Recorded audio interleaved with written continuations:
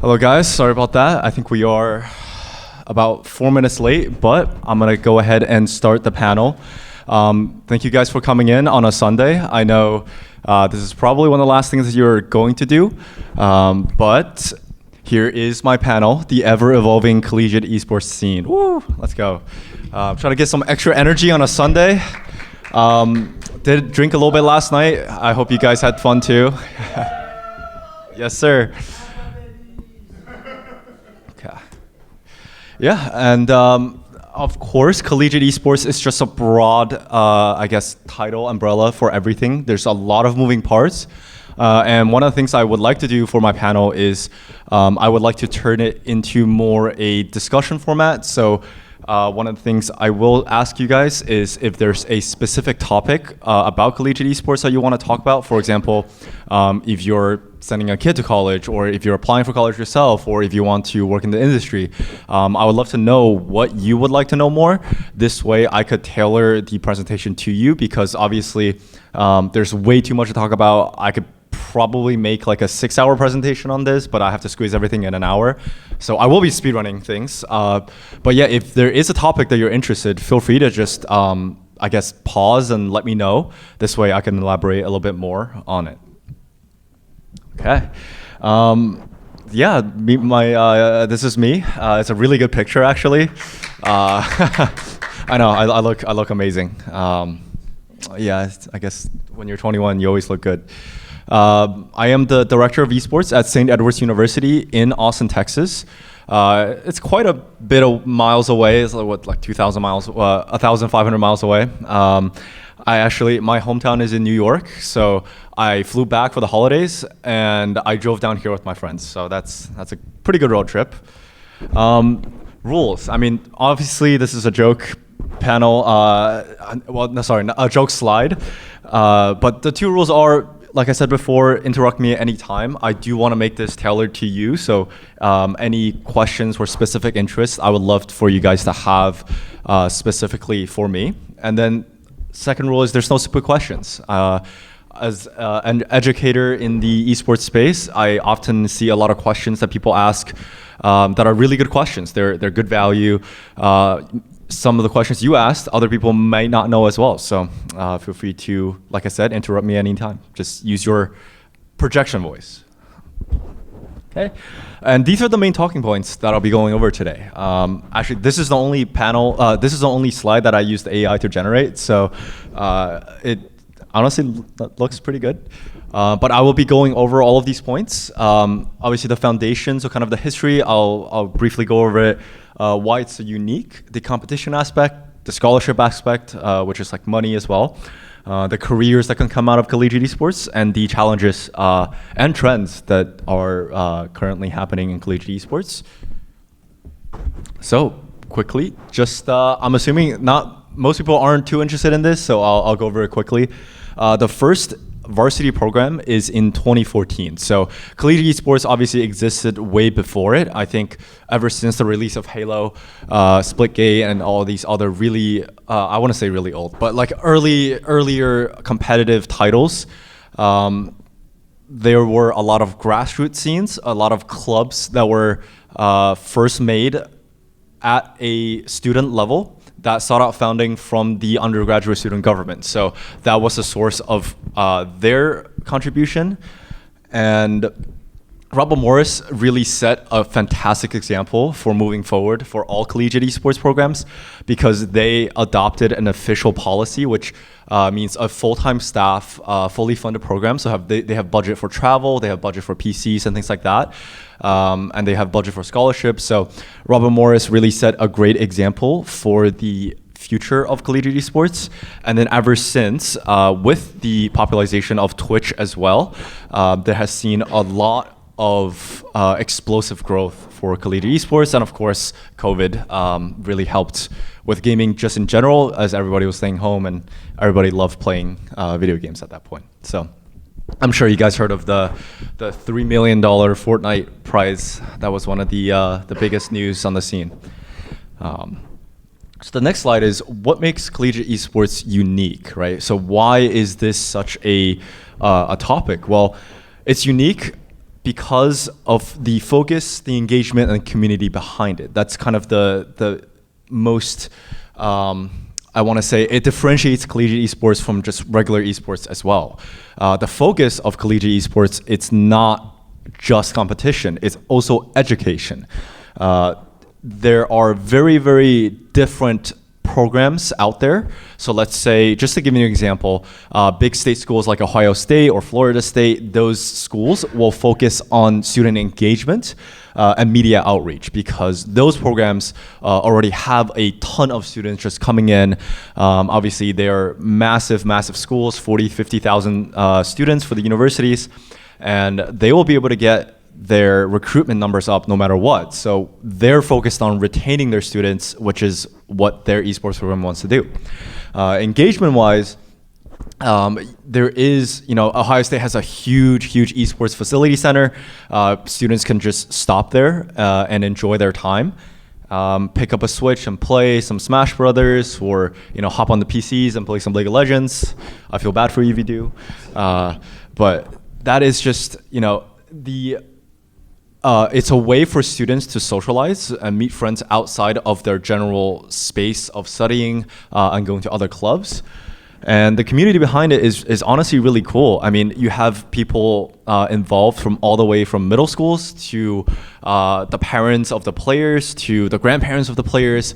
I think one of the coolest things that I see in the collegiate space is when one of my players achieves something. For example, we won one of the championships in our division for Marvel Rivals, and honestly, I didn't even know this was possible, but some of the grandparents were in Twitch chat, and I was like, this is so cool. I've never seen anyone above the age of 80 in Twitch. So I think the community that you can rally behind collegiate esports is really something that you shouldn't avoid. And of course, like with a community, you get a lot of engagement, you get a lot of financial support as well.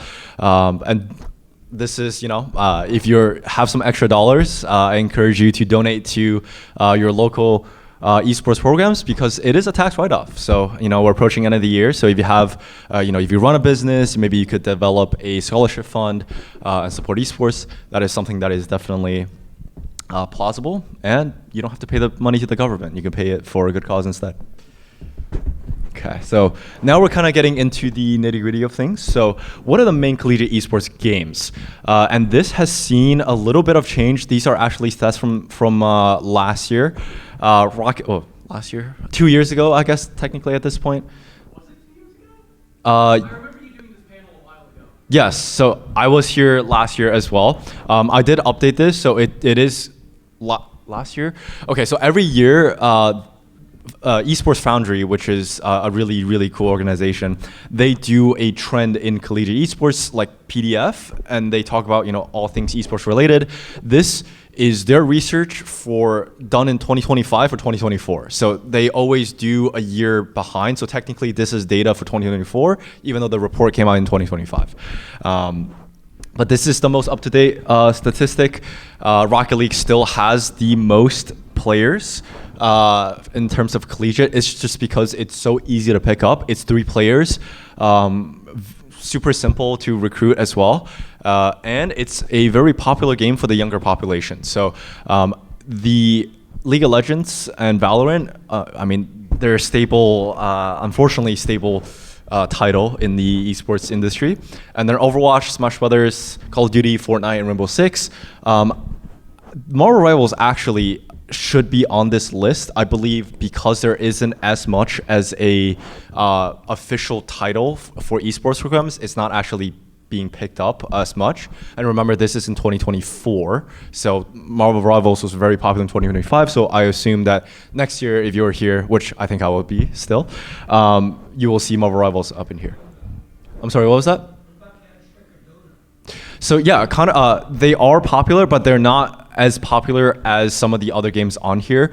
Counter-Strike and Dota are both games that actually are being offered in, I want to say, about 20% of the universities across the United States. They're just not very popular. The reason why CSGO, they deal with guns and bombs, and that's one area that most collegiate esports programs want to stay away, and that's something that I want to talk about later, which is the stigma, and that's one of the problems in collegiate esports. And Dota is just not as popular, unfortunately. It is still has a big following. You know, one of the biggest, I think the biggest prize pool for any esports tournament out there.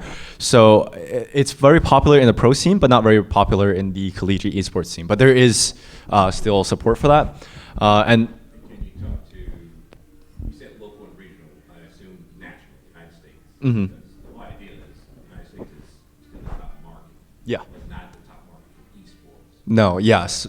Yeah, so China is the number one market for esports, of course. They just have way too many people. So anything that really goes on there, there's a lot of support. I think one of the stats that I saw out there for League of Legends was that the finals for League of Legends, most of the views came from Asia, which is, you know, China, Japan, Korea. Those three regions, I think, covered about 60% of the viewers. And everyone else, which is called global, is about 40% of the viewers. So the majority of the market definitely is in Asia.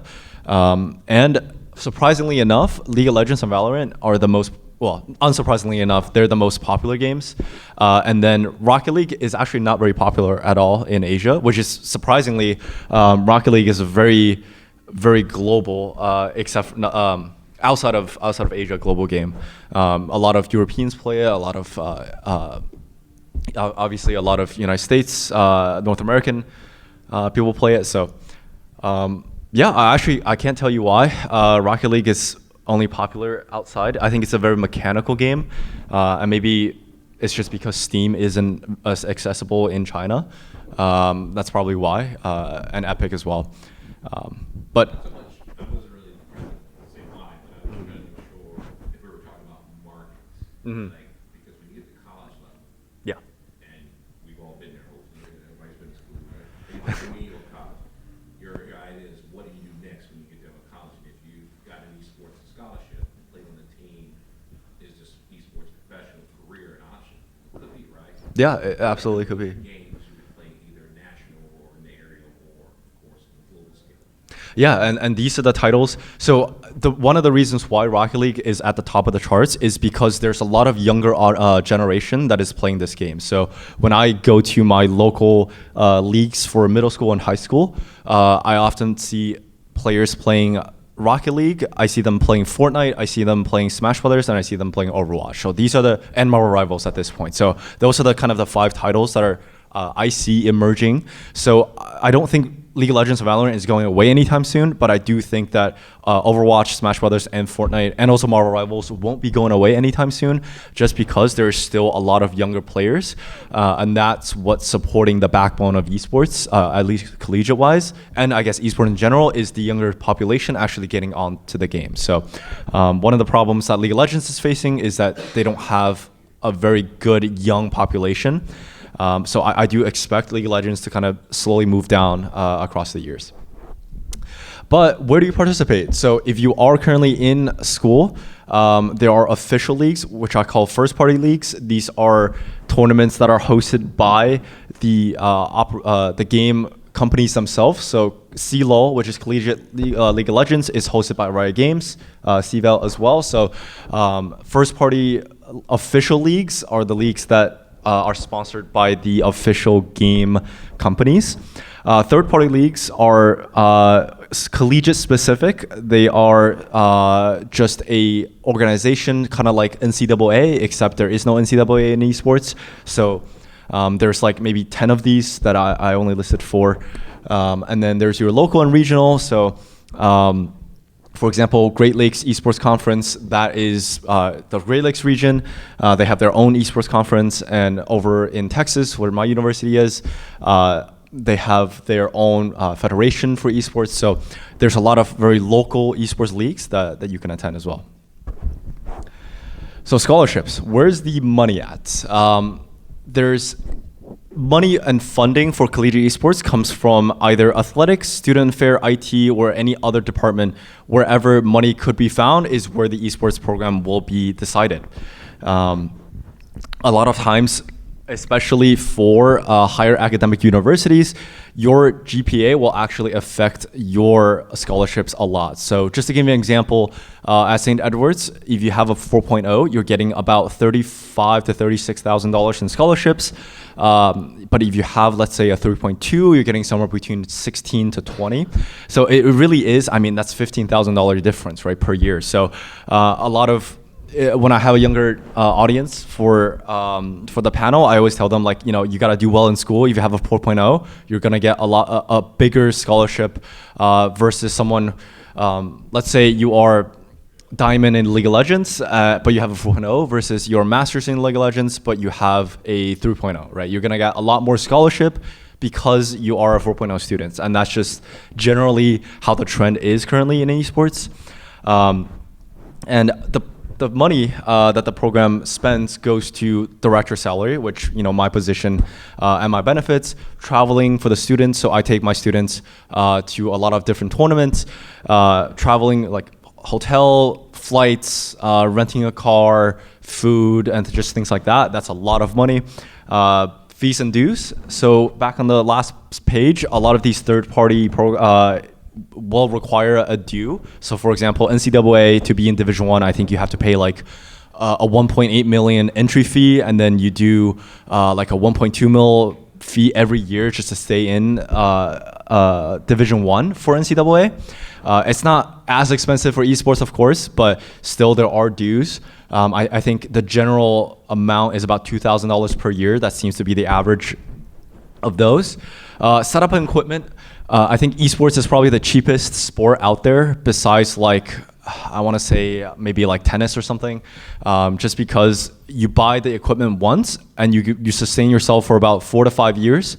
Top of the market equipment will last you pretty much a lifetime at this point, because my program just got a bunch of 5080s with 360 hertz monitors, and I don't think those are going away anytime soon. I'm gonna run them into the ground. A joke I always make is that once I'm not at the program anymore, I'm gonna install Bitcoin mining operations on there, and I'll just slowly siphon the money to my account until IT realizes. Yeah, take the RAM. You know, there is 32 gigs of RAM. I might just take one stick from each PC and just have it 16. Nobody would know. Sell the sticks for $250. I mean, that's money, right? But yeah, so in general, you can support an esports program, just like an initial program, with about $150,000. Depending on the size, each PC could cost somewhere between $2,000 to $2,500 just to have a good starting point, and then you get 20 of those, and then you pretty much have a program to start. I mean, it's super cheap.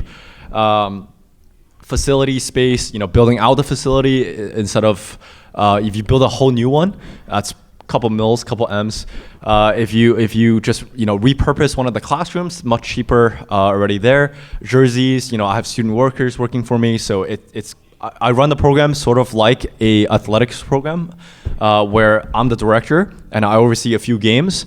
I have different coaches for each game. I have student workers for each game, and then I just make sure that my students don't fail, because if they do, they can't play. Yeah, so this is the financial impact. So the average salary for an esports director is about 50 to 55K, and depending on where you live, I mean, this is a really good number. So if you live in Ohio, for example, like Columbus or Cincinnati, I mean, you are living very comfortably off of a 50 to 55K salary range, especially when the rent there is like, I want to say 1,000 to 1,200. So, I mean, coming from New York, I mean, I'm sure a lot of you come from like pretty expensive states. I mean, DC as well. I mean, this area is super, super expensive, LA as well. But if you live in a not so costly state, this is a great salary range. Approximately $46 million has been distributed for scholarships overall, and this is only the programs that give data. So for a lot of those more private universities, they are giving out a lot more than we can suspect. $128 million has been spent on building facilities, and that's a crazy number. And this is $1 billion industry. Like we often talk about, oh, it's $1 billion industry. It's $1 billion. This is actually a $1 billion industry, and it's one of those that you don't really see, you don't really think about when you talk about $1 billion industry. Like you talk about, makeup, you talk about entertainment, you talk about things that are. Esports is not a very obvious $1 billion industry, but it is. And it's a lot of it is actually because of the big scholarships. It's because of the big tuition dollars. So, for example, Baylor actually just started a new esports program, and that school costs like 60 grand, and they give out not really a lot of scholarships. So, a lot of players that are attending that university is paying out of pocket, 40, 50 grand a year. So that's a ton of financial impact here.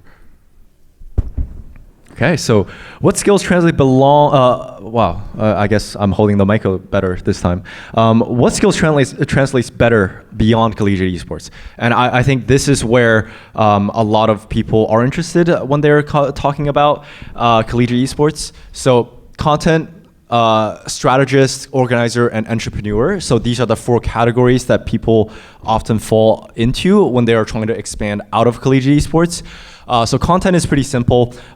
Being a broadcaster, a shoutcaster, social media, graphic design, video editing, journalists, software developers. These are content that people generally would be the front runners of the collegiate sports scene, right? When you talk about a big league like League of Legends, for example, I'm sure you remember the famous like Faker, what was that? Or like Wombo combo or things like that. That's content, and that has made a huge impact. There are tons of people that make just a living off streaming off Twitch or Kick, and other social media platforms like that. So that is definitely a skill that needs to have. But from my personal experience and from what I see in the scene, unfortunately, shoutcasting and broadcasting is the first thing to go when an industry when the collegiate esports or the esports industry in general goes downhill. Broadcasting, shoutcasting, and graphic design and social media, those are the first to go. And graphic design is always needed. That's a skill translatable for outside of esports as well, and software developer as well. But just in general, unfortunately, shoutcasting isn't as big right now. Even some of the tier 1 shoutcasters are looking to get another full-time job on top of casting just to support themselves and their family.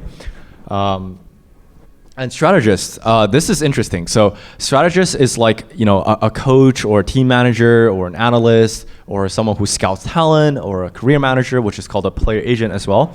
These are very necessary roles and very heavy impact as well, but they don't get a lot of recognition. So honestly, I would say that my position falls under this strategist as well, because I have so many hats that I need to that I wear. I have so many obligations that I need to do, but I would qualify myself as a coach as well.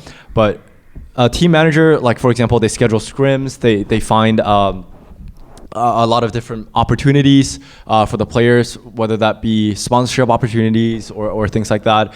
A lot of very important roles are in strategist, but not a lot of recognition.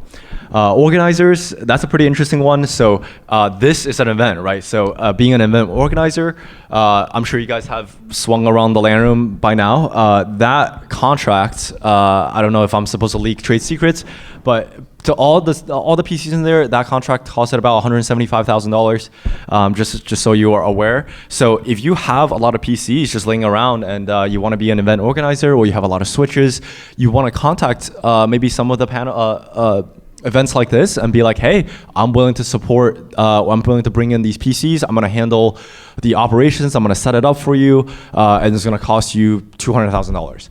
That is something that you can make a living out of, and it's something that's pretty cool. Obviously, you'll have free access to places like this as well. So that being an organizer is actually, you can get involved in a lot of different things. General managers as well, stream organizer, that's a really big one too. For a lot of the tournaments that you see, that you watch on Twitch, for example, there is a stream organizer back there with 4 to 12 different screens, and they're cutting into screen 1 through screen 5, and they're talking to you like, hey, I need the camera person to walk around and be on stage and capture at this angle. There's a director back there that's doing all of this and making it a show instead of just something that you just click stream and that's it, right? There's a lot of thought behind it.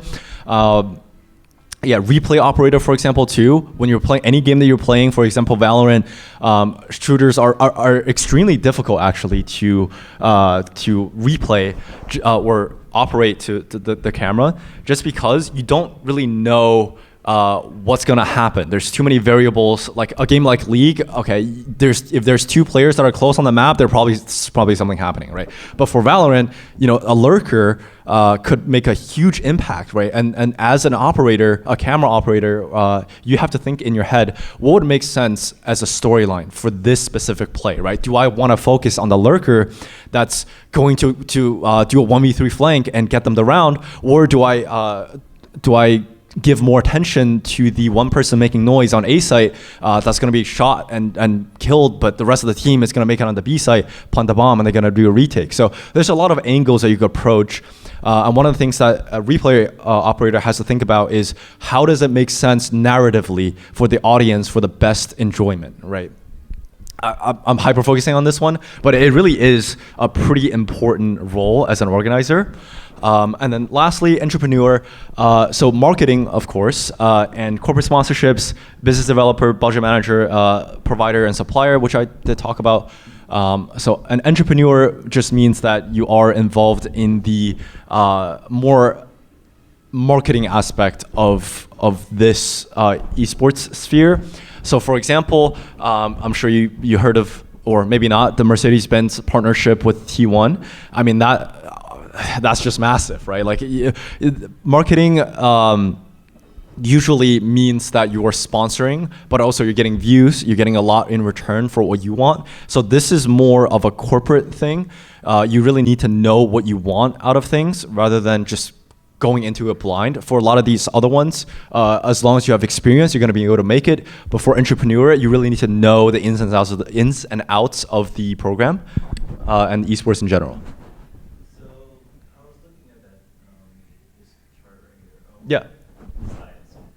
So is there a reason why the event organizer is not listed as the entrepreneur? Because normally the event organizer is also the same person who starts the organization too. So like I'll use CEO for example.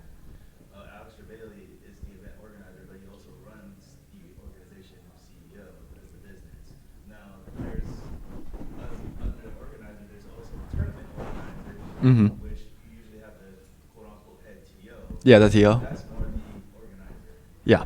Yeah, so the reason why I put event organizers under, well, I put it under the organizers tab in general, but I think you are correct in that it could go, so organizing an event on the smaller scale would fall under organizer, because most of the time you're not making money off of a smaller size tournament. For a big con like this, obviously you are making money. This is a money making event. But for a smaller one, I would say you're more doing it for the love of the game. You're maybe getting paid like $300 to organize an event. But for something like this is more entrepreneurial. An events organizer at this scale is definitely entrepreneurial. So that honestly could fall under both categories. It just depends on the scale. Well, I will tell you that I'm the founder of Ocean Bowl Games, which is a two-day STEM festival e-gaming tournament. We average through 300 kids between the age 8 to 14 years old. Oh wow, okay, that's cool. And we're in this area, right? Yeah. So I can't do that no more. Where I don't bring in an event organizer. Yeah. It's like my hands are already full. I have a background in event production, so I'm that camera guy or producer telling my technical director, I see the story there. Yeah. You feel me? And my gifts are drawing, art, paint, music, create. So I'm a creative director, so I make video games.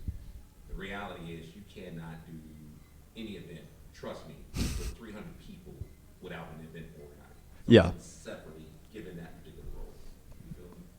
Yeah, and an event. So a really good event organizer will just takes so much off your back, and that's why. When I also host events at my university, we're actually doing a invitational for Smash Brothers. We're gonna do a regional, which is I'm not sure if you're familiar with the Smash Brothers terms, but we're inviting all the top players from Texas, and I definitely need a TO, invite organizer for that, just because one, there is so many like people that you need to talk to, and I already have a full-time job, and that could be a full-time job in itself, which is crazy because I mean, there's so much passion behind this industry, and that's one of the problems that I hate about this industry as well. There's too much passion. And it's a good thing and it's a bad thing, because you're willing to work for a lot less when you have a lot more passion. And just that's the unfortunate reality of the video game industry in general as well. I mean, there's a lot of video game developers that are willing to work for next to nothing to get their games out there and just hope and pray for success, when honestly that really shouldn't be the case. But personally, I haven't been able to think of a solution in general for it. And quality matters. Yeah. At some point, you want to hire a professional event organizer, right? Yeah. So, and a lot of people think a wedding event planner, you can hire event. No, you have to train that wedding event planner to know eSports. Mm-hmm. Because it's a lot different. So that's the reality that what you just said. There's a lot of people who love video games and will do it as a passion project or hobby, but they soon realize, holy crap, I get zapped from all the parts of moving things and all I have to do. I'm zapped, I'm tired. Now I've lost that passion. Now I got to pay somebody. Of course, you should look to try to budget Mm-hmm. an organizer, and like you said, it can be expensive. Yeah, I it just really reminds me of the iceberg meme where you see so little at the top. It's like it's all fun and it's all like glorious. It's glittery, and then at the bottom there's just massive like behind the scenes where you need to, every part needs to run smoothly. Otherwise, it will be a bad experience for the people that come. So. First, I read the link to your congratulations on such a great recent season. Thank you. I guess my question as we're looking at this, like you're an athletic director, like these are your kids, and like you support them through their like student athlete years. I guess like what kind of support are you expecting from the school as you've been putting up these endeavors, especially when it comes to that growing, but then also like I don't know how many of your athletes do want to go into any of these careers, and just like what if you wear so many hats as an athletic director, just like what is support for you as an esports director, like maybe compared to other athletic directors, or that's so different because you're doing something else? It is different for esports. I'm gonna hit the next slide just so I have this on screen and you guys can take a look at it. It's the professions that come out of collegiate esports, but in general, when I have a great season, I'm expecting a couple things. I'm expecting more funding for the next year. Whether that be traveling, whether that be new PCs. When you win in traditional sports, when you win any league, any tournament, you're getting a lot of recognition. You're getting a lot of like your alumni are super happy with you, so they donate a little bit more. With collegiate esports, that's not the case, right? Like with collegiate esports, this whole thing is about 20 years old. I mean, any alumni that would be successful has to have started exactly or like very, very recently.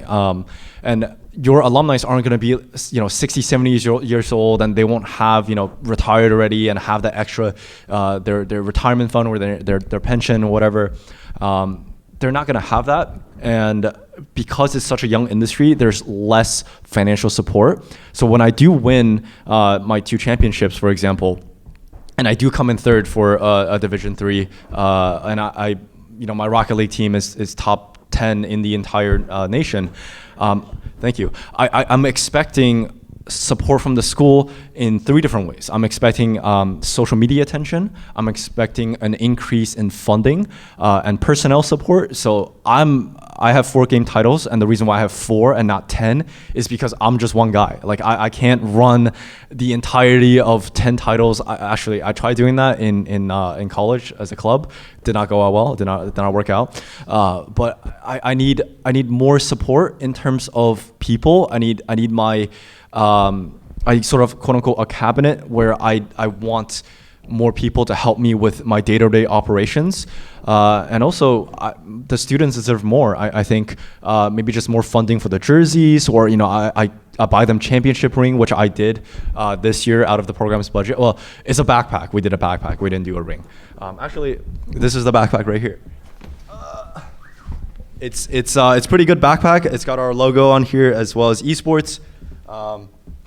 In general, it's just a really good bag. I mean, it's a Nike Athletics bag where it is very costly. It's about $90. So did spend a pretty dime on this. But yeah, I honestly, I wish there were more recognitions for the students as well. I mean, if you were I don't know. Just to give a comparison, like if you were in Division 1 and you were like constantly top of Division 1, which is comparable to our Rocket League team, like your school as a traditional sport, for example, football, you would be gloating it. Like that would be something that you would be so proud of.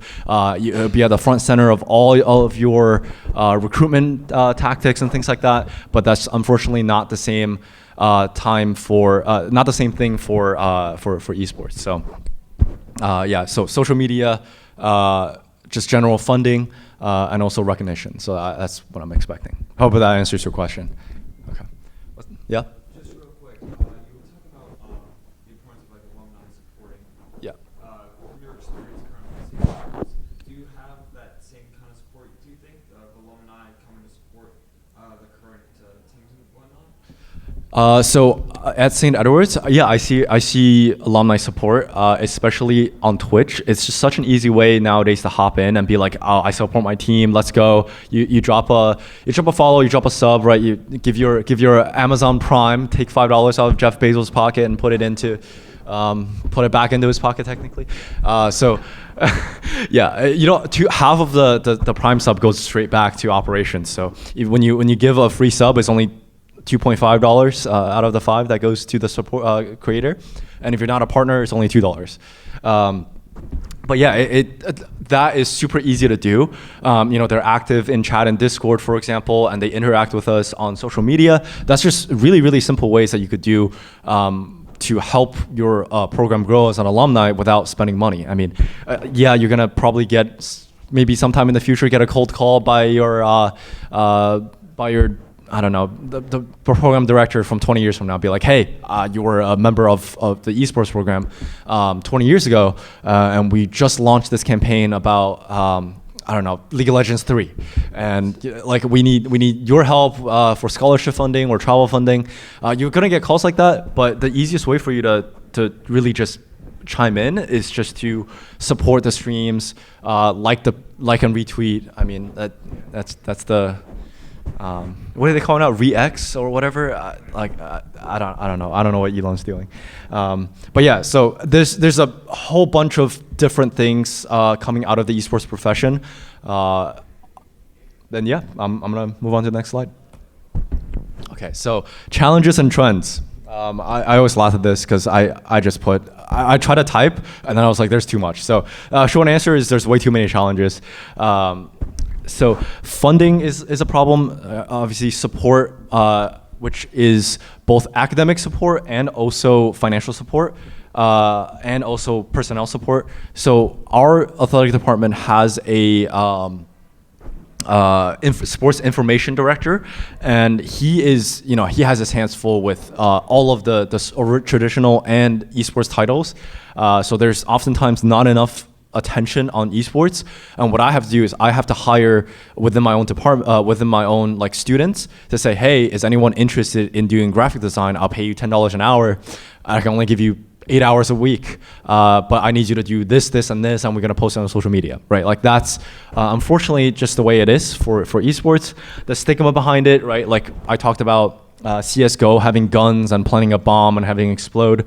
Most parents think of it as like, wait, what do you mean you're shooting people in the head and you're throwing a frag grenade and you're planting a bomb to blow up a site, right? Like that doesn't sound good. There's still a lot of stigma, but over the recent years it has gotten a lot better.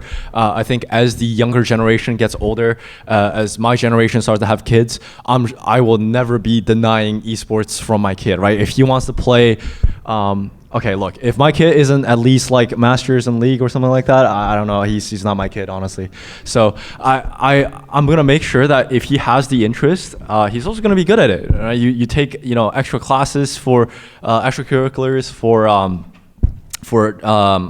just regular, what's the word, academics, and then you have classes for soccer. You can have classes for League of Legends. I mean, what's the difference, right? You're playing soccer to get, I guess, also exercise, but you can get into a good college by playing soccer. You can get into a good college by playing esports. I think collegiate esports is on the upwards trend. From 3 years ago when I first did this panel, it was about 40% of the universities had an esports program.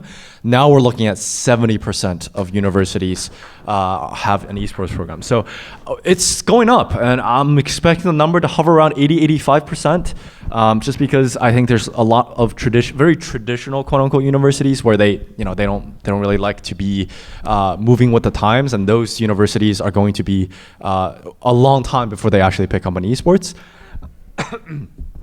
But also the academic side, a lot of gamers aren't really good at studying, and that's just the unfortunate truth. So that's very difficult. People associate gaming with bad grades. My program has an average of 3.3, so not the greatest, but also pretty good. Just that needs to be supported as well. There's not a lot of diversity in esports. Unfortunately, the ratio for my program currently is I have 4 female students and I have 20 male students. So not a great ratio, but just in general, I think there's a lot less female representation in esports in general. And that is reflected as well in the collegiate space. The health, right? I hate to say this, but sitting in front of your computers for 8 hours a day, not very healthy, and we do that for a full-time job. So imagine you doing that, you study, and then you sit in front of a computer more to play games, right? So that's obviously gonna cause a problem long-term. And in general, esports in general, the long-term viability isn't as great. During the COVID times, we had a lot of sponsors, it looked very good, and now sponsors are pulling out. And unfortunately, it also applies to collegiate esports. There's less money circulating, which means there's less support. I think esports is not gonna die or anything like that. I think it's gonna still remain a billion-dollar industry. But the explosive boom that we saw during COVID, that's no longer gonna happen unless the public view on esports changes and it becomes way more mainstream. And maybe that happens in 20, 30 years. I think a lot of what will happen is when the older generation starts to, be in wheelchairs and unfortunately apartment homes, the newer older generation is going to come in and say, hey, esports is great. I mean, I love watching competitive League of Legends. Faker winning worlds again. I mean, this guy's a legend. Like if he's competing in 2050, I'm gonna watch, right? So when the younger generation grows older, a lot of change will happen. I think long term it's going to be there, but it's not going to be like people throwing millions of dollars just for an organization. That's not going to support. That's not going to happen very soon. But the trends are interesting. I think a lot more local leagues are happening. For example, out of the passion or out of just support for your local school districts, there has been a lot more local leagues coming up. Interestingly enough, rivalries is a really interesting point in trends, because you have traditional rivalries. So for example, Ohio State has a rivalry with Florida State. I mean, their football programs pit against each other very often, and they're like, you know what, we're gonna beat you in esports as well. And that has been a very growing trend, is telling a story, right? We're talking about more how can we make our community more engaged, and rivalry is a great way to do it. So let's say you have 2 high schools that has been on the opposite side of a school district dividing line, and even though they're on 2 different districts, they have been having their soccer teams play against each other, their basketball teams play against each other, now their esports team play against each other. And that's another talking point that you can have to the parents, to the sponsors and whatever. a great rivalry brings a lot of storylines and a lot of narratives, and you could sell a lot of things with a rivalry. So I'm glad that's actually being picked up as a trend. Obviously, more scholarships, more facilities being built, more community and social media engagement. We did pretty good on social media. Actually, we generated, I think, 150,000 clicks on social media. On Twitter, just Twitter. I didn't pay for the tools for the other platforms yet, but hopefully it's pretty good. I think we had an average of 15 viewers on Twitch. We peaked at like 30 or something. I mean, that's not a stat to be scoffed at. I mean, a lot of straw streamers, that's how much viewers they get per month. Internships, that's a new one actually. So even I am on the developing end of an internship for my program, where it's a win-win for both sides. People want to get into esports, can learn what my day-to-day operations are, what I do, my office, my desk work, my practice schedule, and then I get someone who can help me with these things. So it's a win-win. So internships are popping up, are becoming a little bit more popular. And student leadership in general, I see a lot more students taking over projects. For example, what's her name from Harrisburg runs QFest, which is a festival for collegiate esports. That unfortunately didn't happen this year because of the lack of sponsors, but it will return next year. But that was a fully run student event at QFest, and that was something that I try to make my students do as well, where I'm telling them, hey, if you're interested in running an event, I will fully support you. I will tell you the steps that you need to do to become a successful tournament organizer. And they were like, you know what, I want to do a Mario Kart tournament on campus. Like, how do I make that happen? So I tell them, you approach events, you reserve a space, you do posters, you do A signs across campus, and then you make TikToks and promote it, and then you get people to show up, and that's a good event. So student leadership has been a very good trend in this space as well.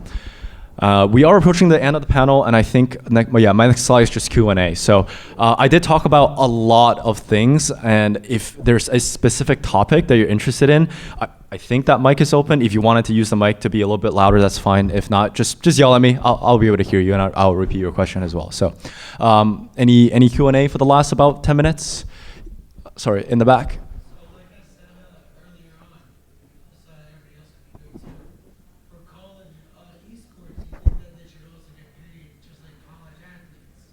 Oh yeah, so traditional sports players, they have what's called NIL, right? So their program uses their likeness and image to generate funding for the program.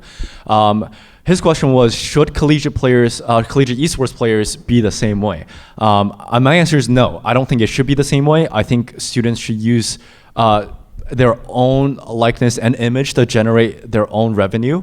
And part of the reason why is because most esports players are not on a full scholarship, and they need to also make some money, right? Like it would make sense to me, or if we had a program and that we use NIL of the players, but we give them all full scholarships. Like that makes sense because they don't have to pay anything for college. They don't have to pay anything for food, and they have all their equipment paid for, travel paid for. So they're not incurring any costs. In that sense, it makes sense to me. But if you're not gonna do full scholarship, if sometimes student has to pay out of pocket for traveling, which is an unfortunate reality for a lot of collegiate programs, then you can't be using their likeness and image and telling them, hey, you're not gonna benefit from it. So I think in general, collegiate athletes should be using their own likeness and image to generate own revenue for themselves. Go ahead. How do you adapt to changing game popularity? Like, here's a game that someone has been training on for a few years to play, and then it's suddenly not as popular as before, or it's declining and there are less tournaments. Can they train for a new game? Are their skills transferable to other systems? Like, how do you manage that?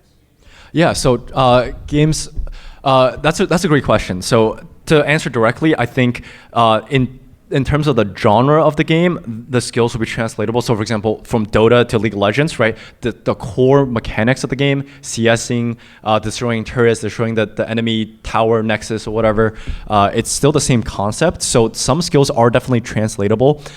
Interestingly enough, I see a trend of people being good at Rocket League and people being good at Valorant. So a lot of Rocket League players are actually also really good at Valorant, which is super interesting. But in general, it's really difficult for a player to translate their skills from one game to the other.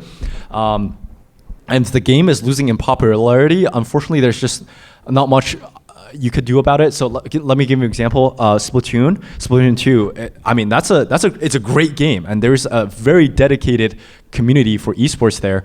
But unfortunately, it's just not as popular as a game. There's not a lot of tournament organizers out there that are organizing Splatoon 2 esports tournaments. And unfortunately, if you're really passionate about it, all you could do is to be the change that you want to see, right? You could be someone who organizes these tournaments. You could be hitting up MAGFest like, hey, I want to do a Splatoon 2 tournament here as part of the music and gaming festival, right? So I think involving yourself a little bit more, if you have the passion for it, is great. Otherwise, it's really all about your community support and how much your local community actually values the game. So let's say you have a really big community for Splatoon at your local college. Hell yeah, pick it up as a title for your college, because it's about your community that's more important than being nationally popular, quote unquote. So I hope that answers your question.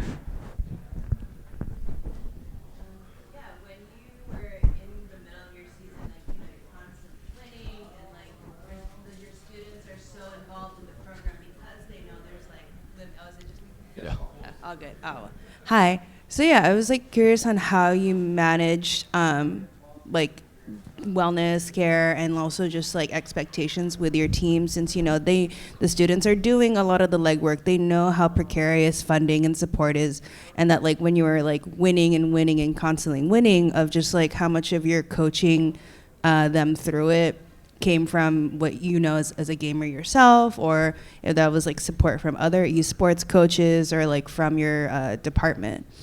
Yeah, so most of it comes from, I want to say I have a good experience coaching League of Legends. I used to be a pretty high ranked player, but the games that are not as good, so let's say Marvel Rivals, for example, my team averages, I think, somewhere below GM to Diamond, like around GM Diamond level.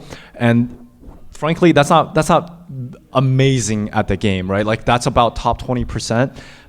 And I'm able to apply what I know to them because they're not at the very, very top where they outperform me in those games. So I'm still able to help them in that aspect. But for a game like Rocket League, where we're top 10 in the nation, I don't actually even play Rocket League. So I contract a coach to help me. Let me rephrase. Yeah. Not in like how to play the game, but like them coming to be like, I'm really stressed. Oh, I see. Or like you've been a better player than me at this level. Like, do I suck this bad? Oh, yeah. So the mental aspect is definitely difficult. So what I do is I have open office hours where if my door is open, you can come and talk to me anytime. And people usually just do that anyways. They just see if I'm not busy, they just come and talk. And also I have a Calendly link where it's available to all of my students. If they want to talk about something private, they can schedule a 30-minute to an hour session with me. And we'll just talk about anything that's needed. And there's a lot of great resources on my campus for me to refer them to if they have, if they're really, really stressed out, or they're really feeling really depressed, or if they're feeling a lot of anxiety for the upcoming match.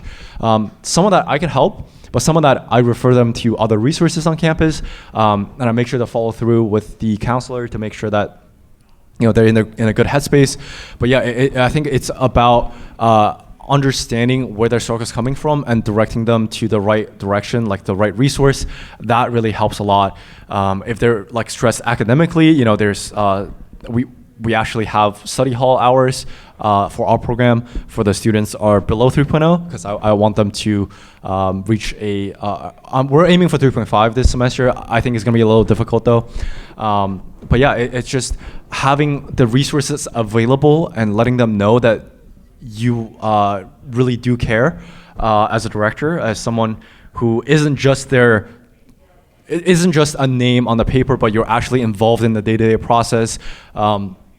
If you have value, they will respect you. And when they respect you, they oftentimes feel more comfortable talking to you about things. So I think just providing and letting them see the amount of work that you do and the passion that you have behind your actions is going to help you a long way on that aspect. But just in general, though, I think there's a lot of drama between different players and between different games as well. And if you help narrate it into a positive competitive environment, you can be used to help like motivate players to keep them going. Like, hey, well, I don't want to lose to the Valorant guys. Like, I'm gonna win my division too. So, I mean, that's not what happened, but if you could spin it into a good narrative and make it a good competitive environment, that's gonna help be a driving motivator as well. But just in general, you have to understand what your students are motivated off of as well. Are they an intrinsic motivator, meaning they want to get better at the game that they play, or are they an extrinsic motivator? They want to win money from the tournaments, or they want to not disappoint their teammates. Like, what motivates your player, right? That's also something that you need to do. What I did when I got to the university is that I talked to every single individual player. I had an individual session with all of them. I asked, what are your motivators? What do you want to get out of the program? What do you want to see from me? And from a conversation like that, you really you start to understand your players, and you start to break down walls and barriers, and letting them know, hey, I'm also a human. I'm here to help you do whatever you need, and that is really helpful. Yeah. Anything else? How much more time we got? We got one last question. Okay, he's like, wrap it up. Yeah, one last quick question. All right, since I'll have fun with this, because Yeah. I could take this in the way of let's talk about esports, but I'm pretty sure you have esports in general, but I'll focus on you in St. Edwards, right? Yeah, St. Okay. Edwards. Your school, the games that you're playing, the titles, the video game titles, what is the demographic like on your team of your players, and then what's the demographic of like your school? Like I'm trying to connect this to maybe two questions, but I'm trying to wrap it up. Yeah, so demographically, as in like race and location. Okay, so Like where they're from. where they're from. Okay, so my Rocket League players, I handpick. So one of them is from Nevada, one of them is from the UK, one of them is from Mississippi. So it's all over the place, because at that level, you can't. There's no general demographic. You just have to pick the best player that is good for the program at the moment. But for my general program, I want to say about 50% come from a South American origin. So I guess Mexico, Puerto Rico, and those countries, because I mean we're located in Texas, and half of them are, 40% are predominantly white, and then I have one other Asian other than me. So, and then there is three black students, and then there are four girls. So that's kind of the demographic as well. I can arc this easily into another question, which is basically to keep and make your program even more viable in the market space. To me, being a corporate dude or former corporate dude, creative director, I'm thinking about the marketing department. If I'm T-Mobile or whatever, why would I support esports, right? Why would I? Because I want eyeballs. What's your demographics? Who you're talking to? So the question would be, hey, have you considered other game titles that could be associated to some of the major other sports that St.